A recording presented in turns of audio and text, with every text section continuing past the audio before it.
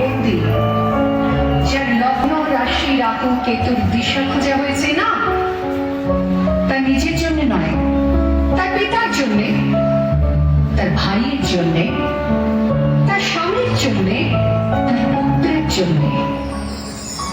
কিন্তু যার গর্ভ থেকে আমার জন্ম,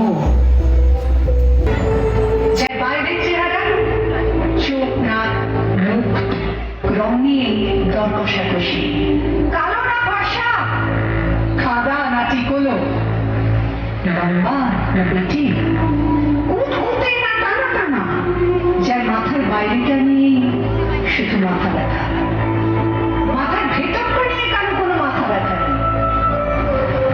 আমি সেই মেয়েটি যে ছোটবেলা থেকেই শুনেছে জোরে জোরে কথা বলতে নেই, চেঁচাতে নেই, ছুটতে নেই, হাসতে নেই, এমনকি কাঁদতে লুকিয়ে লুকিয়ে। আমি যাকে বলতে নেই, খিদে পেয়েছে, ঘুম পেয়েছে, ইচ্ছে করছে না, ক্লান্ত লাগছে, আর পারছি না, আর পারছি না। আমি সেই মেয়েটি, খেলার জন্য যার হাতে তুলে দেওয়া হয়েছে পুতুল, পুতুলের আদর পাওয়ার জন্য, পুতুলের সংসার বানাবার জন্য। আমি সেই মেয়েটি, 5 বছর বয়সে মালা দিয়েছে গঙ্গা যাত্রীর গলায়, ব্রাহ্মণের 365তম স্ত্রীর অন্যতমা হয়ে স্বামীর গর্ভে হয়েছে গর্বে। একাদশীর দিন অবুঝ দশমী বালিকার তৃষ্ণায় আটক ঘরের মাটি লেপন করতে করতে প্রাণ ত্যাগ করেছি। সন্তানের পর সন্তান জন্ম দিতে দিতে রক্ত শূন্যতায় মুখ থুবড়ে পড়েছি সতীকাগারে, ঝুলে পড়ে পড়েছি সতীদাহে।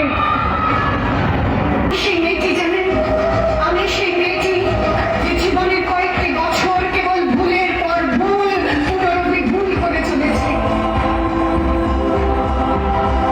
অন্ধকারের দিকে ফিরতে পারি না বলে কি আমি অপমানের জ্বলন্ত কয়লার উপর দিয়ে হেঁটে যেতে চাই?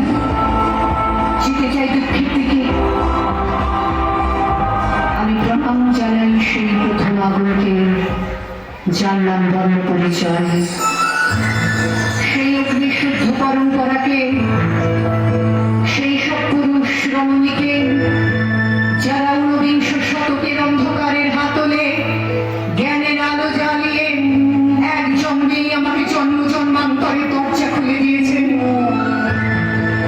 আমি আজ প্রেমের জন্য ফেলে যাচ্ছি আরাম, সোপার্জিত সাকান্নের জন্য কৃতদাসের চর্পচস্য, জেগে থাকার জন্য ফেলে যাচ্ছি ভাত ঘুম, যন্ত্রণার জন্য সুখ, জ্ঞানের জন্য অন্ধতা, অমৃতের জন্য ঐশ্বর্য।